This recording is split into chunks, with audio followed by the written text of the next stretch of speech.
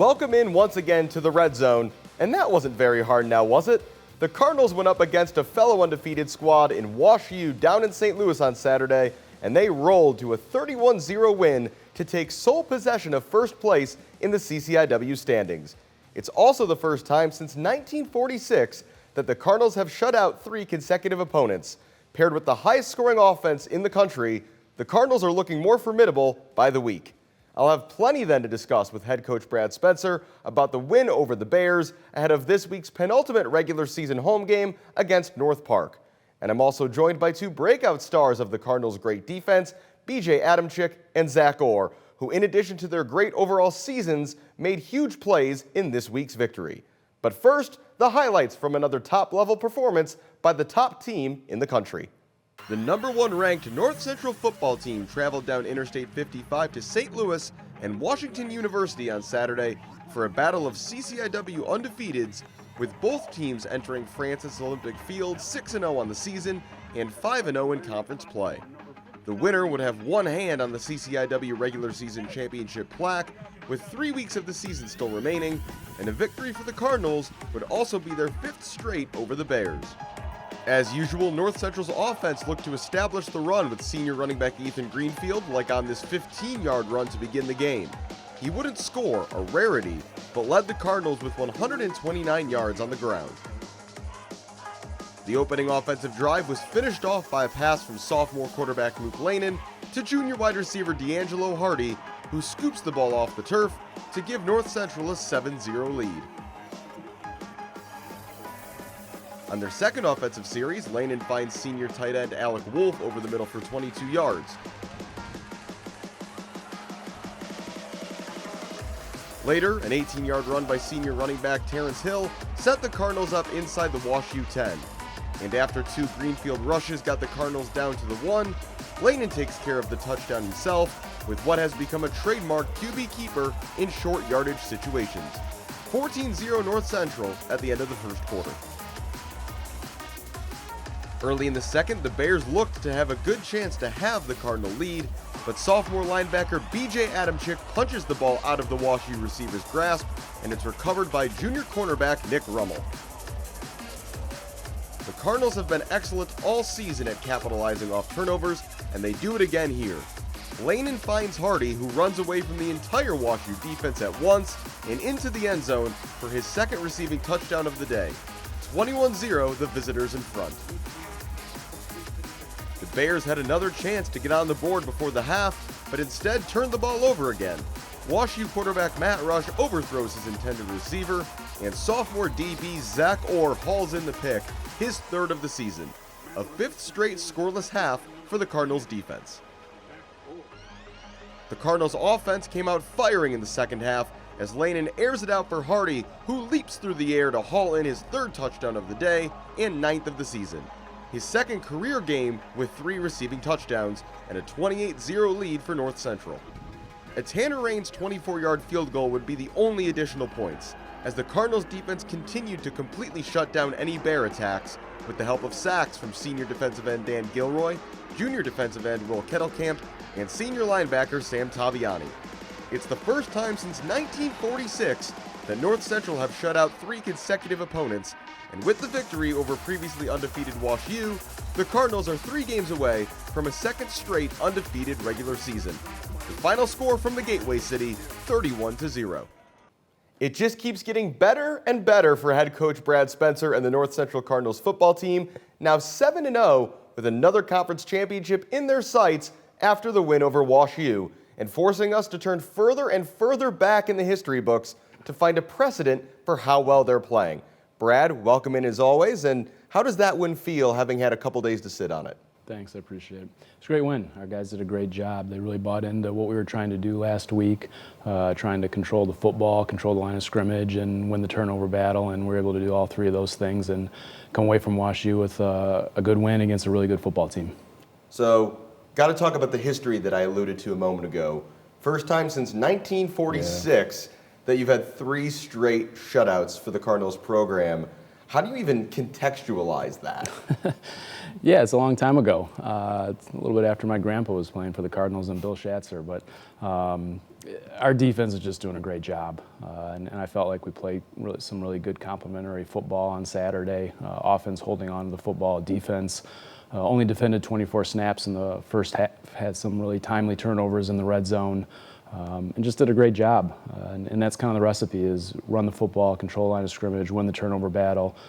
You can win a lot of football games in November and December that way, and so that's what we're trying to work on. The reputation of this team in recent years, and it's a well-deserved one, is as an offensive juggernaut, a team that is going to just score a ton of points and make it really hard for you to keep pace with them.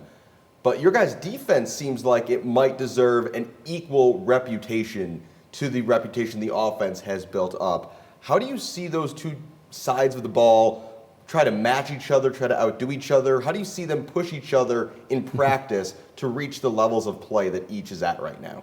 Yeah, great competition, and we feel like iron sharpens iron, and Coach Jerking and his entire staff deserve a lot of credit. Always felt like they have. Even if you go back to 2019, we won the national title. They played some great football down the stretch in the playoffs, and we feel like they've just continued to do that. We're seeing a lot of guys on the defensive side of the ball step up and really improve every single week, and that's been a lot of fun. We've had some guys that are just toughing through injuries, practicing every single day, and getting better every single week. Certainly you think about our two inside linebackers, some new faces in the defensive backfield, and then kind of the stronghold, our defensive line up front. But they're doing an excellent job. They're really buying into everything that our defensive staff is trying to get them to do, and it's paying off, and you see that with 3 shutouts in a row. That actually leads me perfectly into my next question. I want to talk about the two guys who are going to join us also on the show today. First, BJ Adamchik. We talked about him in the context earlier in the season of his partnership with Angelo Cusimano, but he's come in also as a new starter at linebacker and is leading this team in tackles. What to you stands out about him as a player? Yeah, well, I mean, number one is work ethic. Ever since he got here a couple of years ago, he's a worker, and he studies the game. He knows the game. He knows what they're going to do. He had a great role model last year in Storm and Ben, and I think he's taken what they did really well and he's applied it to his own game. But every single week he just gets better and better. Ange is the same way, and you're starting to see them both make a lot of plays. BJ sets our defense, gets people in the right spots. I just really admire what he's done. He's never complained. He shows up to every single practice. He works. You see him in pregame going through a whole routine, getting his body and his mind ready to play. So it's really great to see it, pay off. Anytime you see young men working and doing the right things, and then you see it pay off in games and on Saturdays, it just makes you feel good and makes you really happy for them, and BJ certainly fits that. And then Zack Orr gets another interception in this game, one of those red zone turnovers you alluded to. His third in the last 4 weeks. He leads the team in that category now. Do you think he's doing anything different over these last few weeks? Have you seen him grow in any particular way from new starter at the beginning of the year to ball hawk now at this point in the season? Certainly in the right place at the right time. He plays a couple of different positions on our defense, and he's another guy this year that has really stepped up. We saw it in camp. He was playing more physical, more aggressive, and because of it, his roles have expanded. And he's taken advantage of that, which is really good to see. We're able to put different packages on the field with our defense to match what the offenses are doing. And that's only in the long run going to make us more versatile, make us harder to attack from an offensive perspective, and it allows us to play more guys. You're fresher. But Zach's doing a great job. He's in the right place, like I said. And, for defensive guys, a lot of times it's, if the ball comes your way, you've got to catch it. You've got to make plays, and he's doing that, which has been great to see. And certainly Saturday, his interception in the end zone was extremely timely. Okay, let's talk offense. That still nation-leading offense of yours, 31 more points in this game. I want to start with the 14 consecutive passes that Luke completed from the start of this game. Yeah. How much of that is attributable to really good play scripting and easy throws to make, and how much of that is Luke playing at a really high level right now? Yeah, Luke's playing at a high level. He's understanding the game plans and what we're trying to do. Certainly as a coaching staff, we want to put him in the right position to succeed. That's number one rule of coaching. Ask your kids to do things that they can do. But that's Luke. I mean, he's doing it. I'm not making the plays for him. He's making the plays. He's reading the defenses. And certainly, you know, our run game is a great compliment to him, and his ability to run the ball himself is a great compliment. So he's a hard guy to attack, and I think a hard guy to defend. But that's on Luke. He did a great job. He puts in a lot of work every single week, studying defenses and understanding where we're trying to attack and who we're trying to get the football to. And we saw that, you know, Saturday, 14-14 to start the game. Certainly was a big part in us being able to be up 21-0 at half and own about 20 minutes of possession of the 30 in that first half. And then, obviously, we have to talk about DeAngelo Hardy, who I assume is going to be CCIW Offensive Player of the Week this week. 3 touchdowns for him, a couple in really spectacular fashion. I'm not even really sure what more there is to say about him at this point, but for you, as a former wide receiver yourself, what do you see when you watch DeAngelo play? Well, if he was around when I was around, I wouldn't have been playing much. He's an extremely smart football player. He's a great athlete. We're very thankful and fortunate to have him. He's just super down to earth. He works his butt off at it. So he had a great game Saturday, and it seemed like any time he touched the football, you didn't know what was going to happen. He could, you know, he caught a 6-yard spot route, and, you know, 30, 40 yards later, he's in the end zone, or he's diving in the end zone for that touchdown there in the third quarter. But he's a super talented player. You know, there's a reason, you know, people at the higher level are calling me every week about him. But he's really doing a nice job. And it's been fun to see him develop and grow without Andrew around, playing next to him like he was the first 2 years. And he's really kind of coming into his own, I think, right now. All right, North Park this week, and this is a team who the last 2 times you guys have played them, you've put up 77 and 84 points respectively. They're having a bit of a tough go. They've yet to win a game this season. What should fans expect when they tune in on Saturday, and how can a game like this one make your team better? Well, every week you can get better. I mean, even we sit and watch the film on Sunday from the WashU game, and everything looks great. But there's still a lot of places that we can be better in all 3 phases. And so just like every week, that's going to be our focus. Regardless of who's standing across the field from you, you need to worry about your input and what you're doing to prepare and get better 1% every single week. So that's our focus. That's no different. I'd expect fans to see, you know, the same Cardinal football that they see every week. We want to be really efficient, play physical football in all 3 phases, block and tackle, and that shouldn't be any different this week.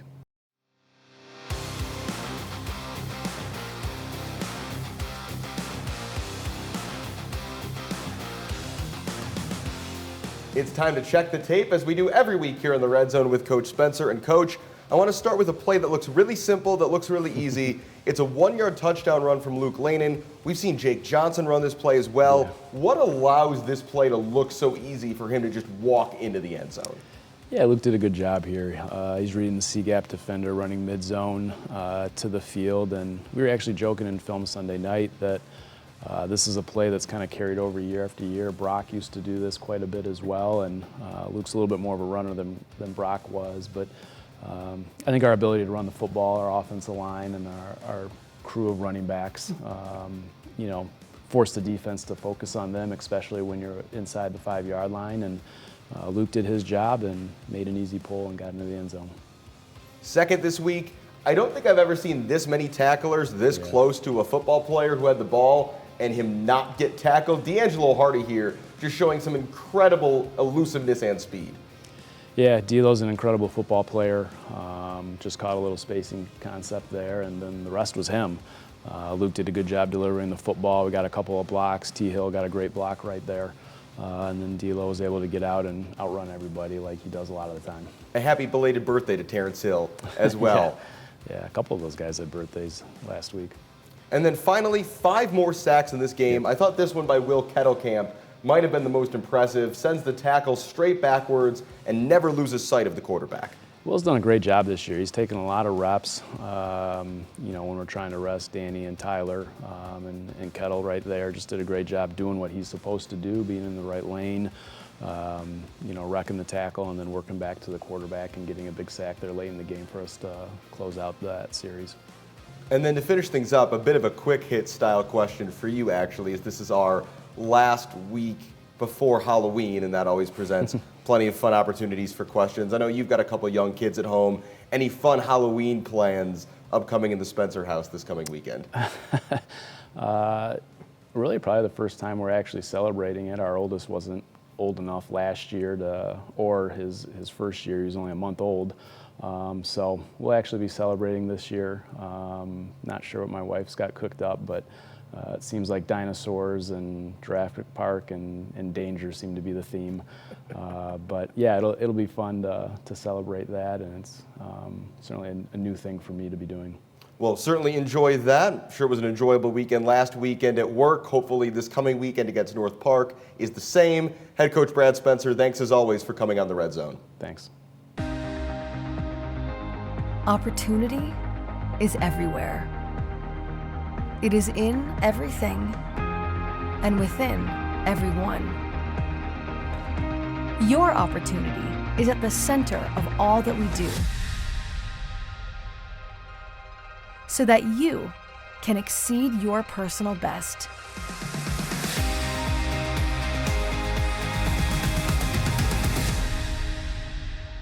Welcome back to the Red Zone. Plenty of players have made significant contributions to the Cardinals' defense's ability to keep their opponents off the scoreboard, and I'm joined by two who have really stood out, particularly for being first-year starters. BJ Adamchik, Zack Orr, welcome to the Red Zone. Thanks for having us. So you guys both sophomores, and you're not the first guys to do that, saying it perfectly in unison. So both of you guys sophomores in your third year on campus. A kind of a version of a question I've asked a couple of guys, but how would you describe the football education you guys got over the previous 2 years to prepare you for what you've had to do this year? I would say, like you said, being here for 3 years is a huge help. So we're just exposed to the playbook year in and year out. Helps that Coach Durkin, who's going to get a big-time college offer here sometime soon, is still here. But like you said, we're first-year starters, but we've been in the system and we've had really, really veteran guys who know their stuff help us year in and year out. For me personally, being an inside backer, Ben and Storm were huge last year. Still having Tavi around, all of those guys in big leadership positions are huge for coaching up the young guys and getting us to where we are. Yeah, that year was really good for me, especially Durkin really, we had FaceTime calls and everything, and he would just teach us the playbook, and we would meet all the other guys that were in our class, so that really helped. And just having guys like Ben, Storm, Dakota, Braden, Beasley, all those guys just helping us, taking us under their wing, and made it really easy for us. So not only are you guys both new starters, you're part of duos where the other guy is also a new starter. So BJ, for you, Angelo Cusimano at linebacker, Zach, Julian Bell at safety. How would you guys describe that dynamic of coming into this year with somebody else kind of going through the same thing? And how have you guys developed those on-field relationships?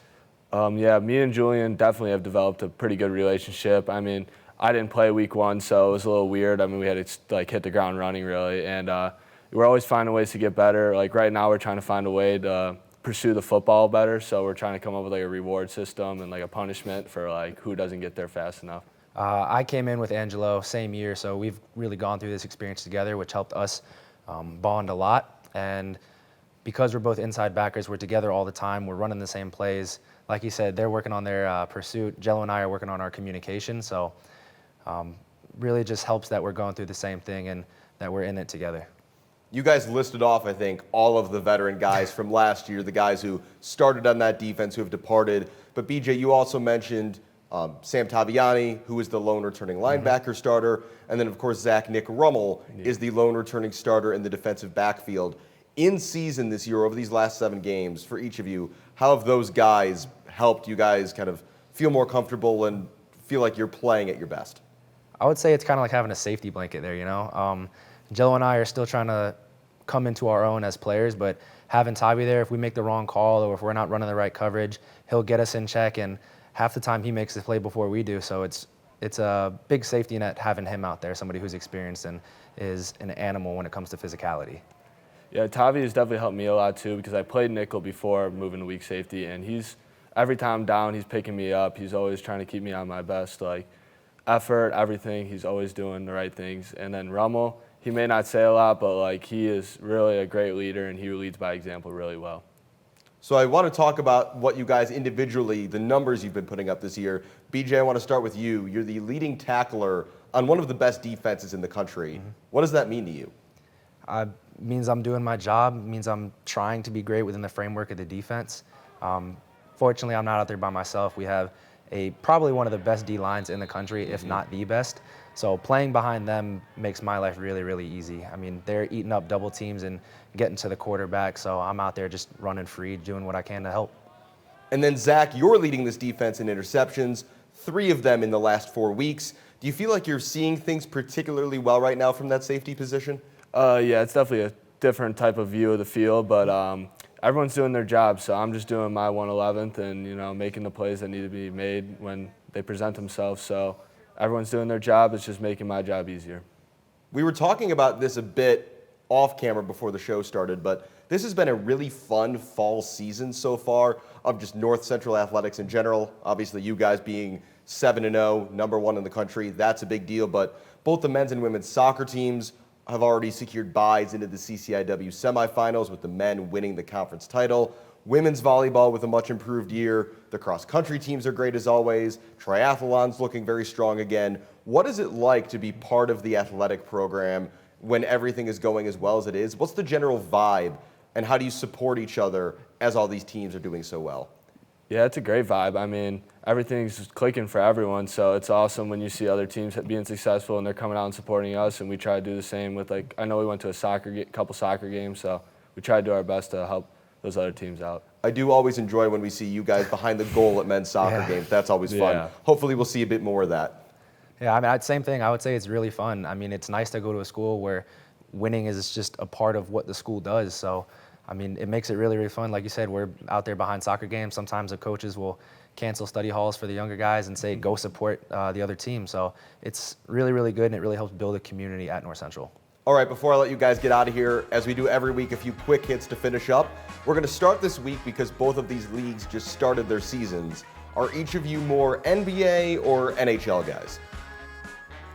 I mean, I'm football through and through all the time, but I would say that I am trying to be more of an NHL guy. One of my best friends back home is a huge Carolina Hurricanes fan, so every time they do something, I hear about it from him.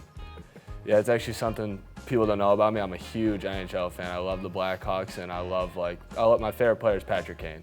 So how are you feeling about the likelihood that he will not be finishing the season in a Hawks sweater? It makes me a little upset, but they're doing a good job right now, so that's all you can ask for. And are you happy that they've won a few games in a row, or is it messing up the tank? I think it's messing up the tank, but we'll see what happens. Fair enough. And who knows? Maybe by the time everybody's watching this, they will have dropped a couple, and the winning streak will be over. So yeah, who knows? Of course, this will be our last episode before Halloween, which is coming up next weekend. So first of all, do either of you have a particular costume from your childhood that you regard as the best one you've ever had? Or I guess after childhood even, best Halloween costume ever? For me, definitely a stormtrooper from Star Wars is definitely my favorite because it had the whole hard mask and the whole suit. It was awesome. There was definitely a point in time, I think it was 3 years in a row, where I was a ninja every single year, and I thought I was that guy. I was going around the neighborhood trying to sword fight all the other people who were dressed as ninjas or something like that. So there was a good point in time where I thought I was going to be a ninja when I grew up.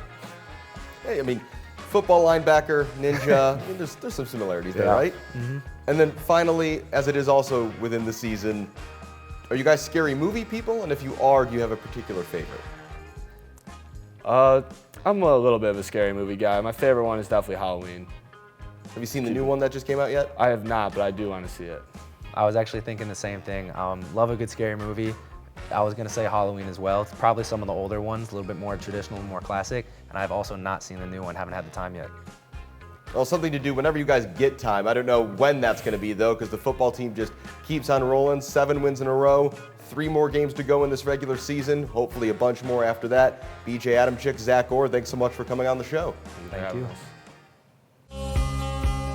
We all have a story to share.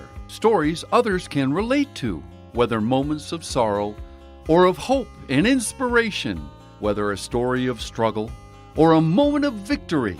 Every little moment captured and shared helps us to feel more informed, helps us to feel more engaged with and connected to the community we all call home. Every little moment captured and shared adds up to something greater. For us, that something is the collective story of Naperville, a city rich in its volunteer spirit, its diversity, its traditions and celebrations, and so much more. In Naperville, there are so many stories worth sharing, and for the past 35 years, it's been our honor to tell those stories and share them with you.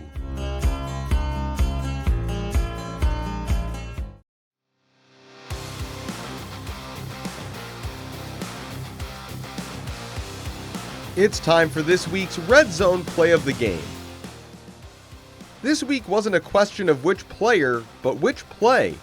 DeAngelo Hardy goes airborne on this, his third touchdown catch of the day, after an equally impressive second touchdown catch earlier. A performance that saw him named CCIW Offensive Player of the Week, and not for the first time, and likely not the last, be credited with the Red Zone Play of the Game.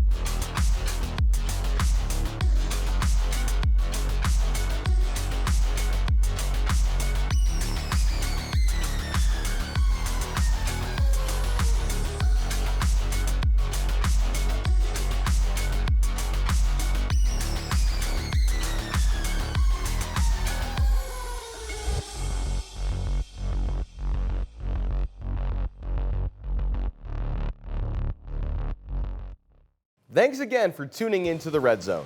Thanks as always to head coach Brad Spencer and to BJ and Zach this week for joining me here in studio. The Cardinals return to Benedetti Worley Stadium this Saturday to face the North Park University Vikings, against whom they scored 84 points last year and have beaten 25 straight times. Grant Sabo and I will have the call as usual, with kickoff at 1 p.m. on NCTV 17 and NorthCentralCardinals.com. And keep an eye out for the Cardinals soccer teams, who will both begin CCIW tournament play at home next week, and the women's volleyball team, who will finish their regular season on Friday night, also against North Park, to determine whether or not they'll be hosting a postseason match as well. But for now, I'm Alex Campbell. Thanks for watching.